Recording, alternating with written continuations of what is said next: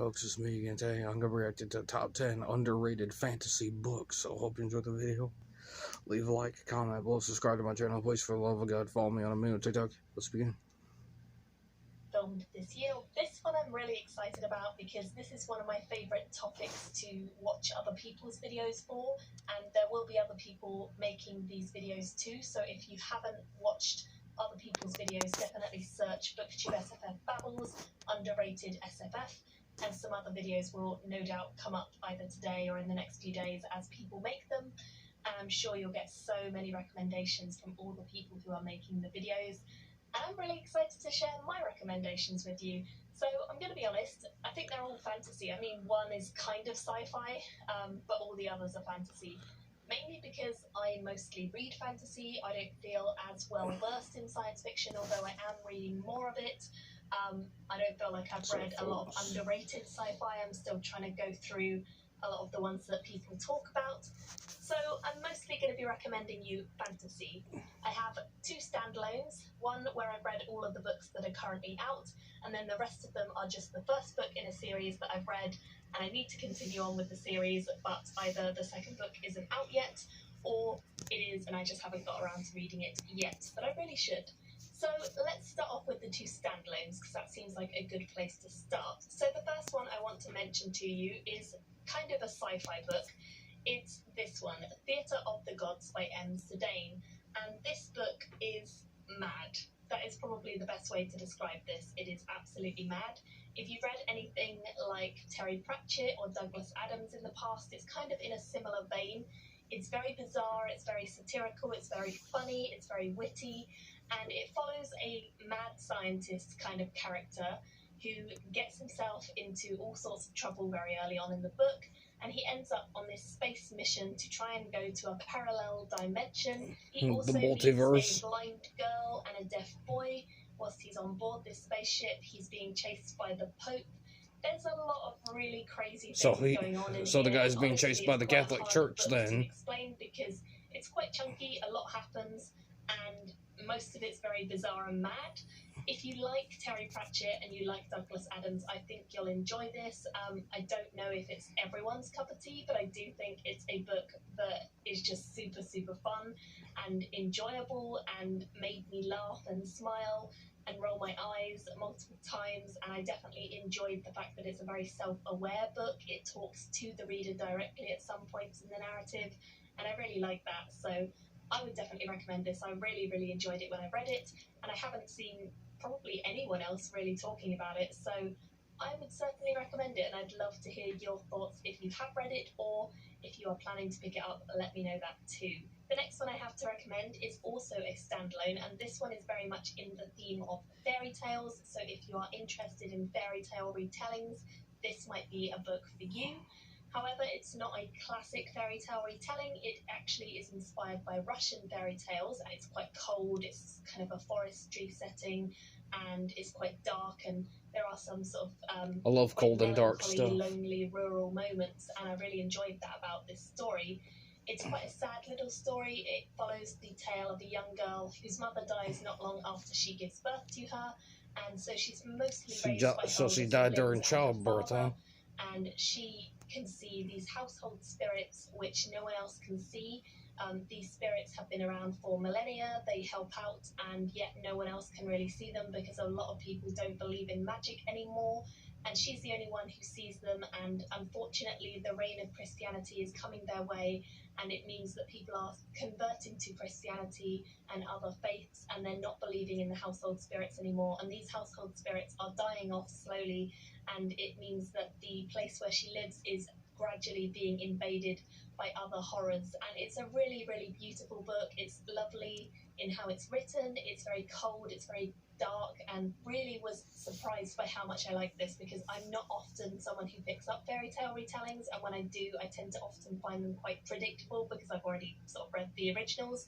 But the fact that this was inspired by a Russian sort of story and was a bit more unique, I suppose, made this really interesting for me, and I definitely would recommend picking this one up and trying it if you're into fairy tale stuff whatsoever. I've read 4 books in the series. The 5th one comes out this year, so I'm super excited, and that is the Lady Trent, or Memoirs of Lady Trent series. It's written by Marie Brennan, and there are 4 books in the series currently out. So the first one is A Natural History of Dragons, then we have The Tropic of Serpents, and then we have The Voyage of the Basilisk, and finally we have In the Labyrinth of Drakes. So I've read all of them, and I really enjoy them all. This follows a woman called Lady Trent. She is a dragon naturalist, but we follow her from when she is a sort of young woman looking to decide on a career and how she gets into dragon naturalism. She writes in her memoirs about the realities of how difficult it was to get into the dragon naturalism field, being a woman, and this is set in a sort of Victorian era time. It's very difficult for her to be accepted as a professional, as a scientist, being a woman. So steampunk then. We see her not only being accepted and being praised and being gradually given the recognition she deserved from the beginning, but we also see her grow as a character. We see the adventures she goes on, the dragons she encounters, the scientific discoveries that she makes about these creatures. We see the other characters in the plotline who are very open and accepting to her, and some who are not, and the people that she gets on well with and doesn't. And I just really love this series. I would describe it as a sort of fantasy of manners series, and it's an excellent, light-hearted, really beautiful, really fun, and definitely quite a poignant series as well. Really relevant to today and such an approachable read, so I would 100% recommend these books. The first one in the series is A Natural History of Dragons, so pick this one up first, but the whole series is great and I'm so excited, although also a little bit sad that it will be ending this year and the 5th and final book will be out. So this series is definitely one I would always recommend. And now it really wouldn't be me without some epic and sword and sorcery fantasy recommendations. So the first one I have is a sword and sorcery. This is Hope and Red by Jon Skowron. It's the first one in the Empire of Storms series, and it follows 2 characters who are called Hope and Red. And these 2 characters meet each other in this story. They kind of grow up in very different, very separate lives. One is male and one is female, and they meet each other through various means in the plot, and this means that they go on all sorts of adventures together. They kind of discover a lot more about themselves, but really this is a coming-of-age story done very quickly. If you've read a lot of sort of classic or epic fantasy, you know the trope of the young chosen one has to go through a lot of battle scenes and montages to get to where they need to be in book 3. This is not really that. This is kind of a sped-up, condensed version, so we do see a sort of battle montage kind of thing, but it's very short. It gets to the action of the story a lot quicker than most, and I really, really enjoyed seeing these 2 characters' stories coming together, intersecting, but also moving at quite a fast clip and actually getting somewhere with the narrative very fast. So a lot is covered in this book. It is quite chunky, but it reads really, really fast, and I'm super excited to carry on with the story in the second one. Another one that I've read recently and really, really enjoyed, but haven't heard too many people talk about, is The Curse of Chalion, which is the first book in the Five Gods series by Lewis McMaster-Bejourd. I honestly should have read this way before I did. I've heard so many great things about Lewis McMaster-Bejourd, but most of them were about her science fiction, and I didn't even realise she wrote fantasy until I sort of stumbled across this one. So I decided I was going to start with the fantasy just because I really like fantasy. So I'm so happy I did. I really, really love this story. It's a beautiful, heart-wrenching, tragic story following a man called Kazrael, who's kind of in his 30s when we pick up the story, which in itself is an interesting factor, because often you follow a young boy through his boyhood and training and, like I just said, the sort of chosen one trope, whereas in this story it's very much an aged warrior who's been through quite a lot. He's quite damaged, he's got a lot to deal with in his past, and that makes him a much more interesting character, I think, because he is sort of damaged goods and he has his own problems and his own issues to overcome in the story, alongside what is going on in the plot, which is definitely magical, but I would say this is fairly low on the magic. There is this magic in the world, and it's largely done through blood sacrifice, so it's kind of like a necromancy type of magic, but it's not a huge focus of the story, and even though it is used in the story, it doesn't really overtake it. It's largely about Kazaril and his life and kind of understanding him, and then the people that he is protecting, because we follow him as he goes back to his home from being a young child and being a page in a castle. He goes back there and he helps to look after the young princess who is living there, and takes her on a journey to meet her betrothed, and all sorts of other things go wrong, of course. But it really is quite different to a lot of fantasy I've read, in that it follows a different sort of character, and that completely gives it a whole different feeling. And I really think that Lewis McMaster-Bujold can write really, really well as well, which obviously adds to the story too. I'm actually currently reading the second one in the series and really, really enjoying that as well, so I can only see that getting a great rating too. The next one I have is The Shadow of What Was Lost, which is by James Islington. This is a book that I would recommend to fans of Robert Jordan and Brandon Sanderson, and sort of the mainstream big epic fantasy writers. I would say it's like those two writers because it has a kind of similar idea of this very grand, expansive world and this big epic quest. It doesn't feel Tolkien-esque, it feels a lot more Wheel of Time-esque. But instead of being very long and very rambly, it's a lot more readable, it's a lot more fast-paced, it has more interesting magic systems, hence why I say Brandon Sanderson as well, because the magic, different plot elements that really surprised me were very much more in his style than Jordan's style. On the start of this video, underrated fantasy books. I was so books. shocked when I read this, because it was originally self-published and it was doing very well as a self-published book, and then it got picked up by Orbit. As you can see, this is the Orbit edition.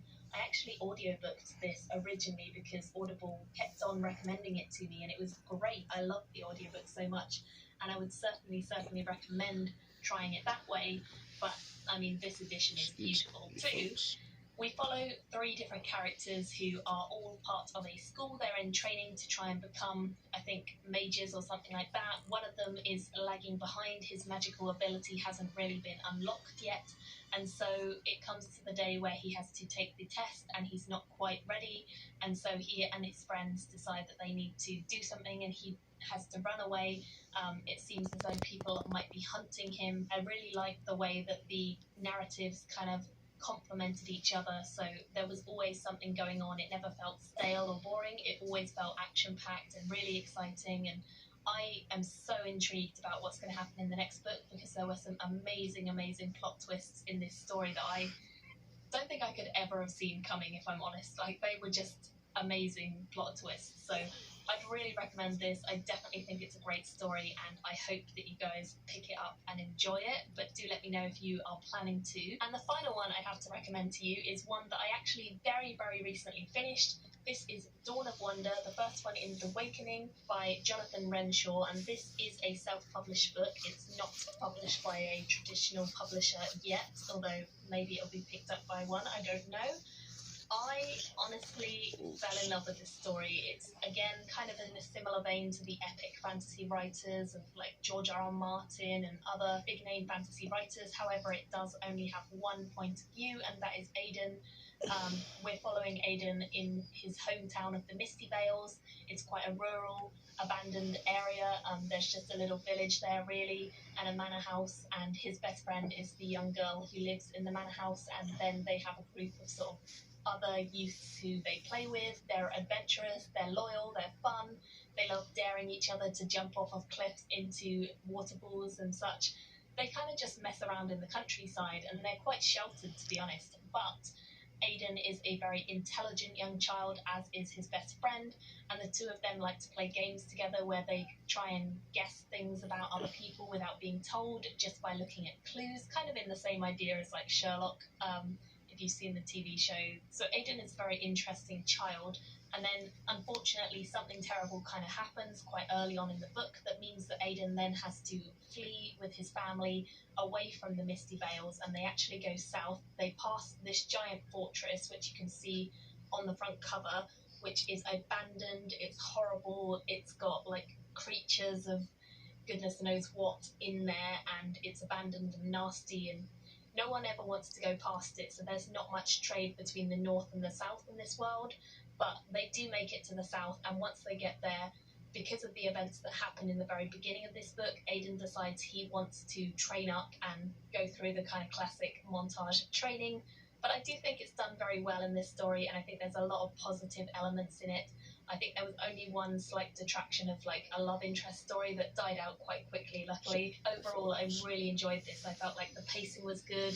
I really enjoyed the different elements that he wove into the story. You see a lot of different things being thrown at our main character, and he builds them very, very well. So I really loved it, and I definitely would, again, really recommend the audiobook of this one, because I did audiobook this and then bought the physical edition afterwards. I loved the audiobook. It's narrated by the same narrator who does Michael J. Sullivan's books, which is fantastic. He's great, and I can't recommend this more highly to you guys. So, those are my underrated sci-fi. So anyway, folks, hope you enjoyed the video. Leave a like, comment below, subscribe to my channel, please, for the love of God. Follow me on TikTok, and I'll see you next video.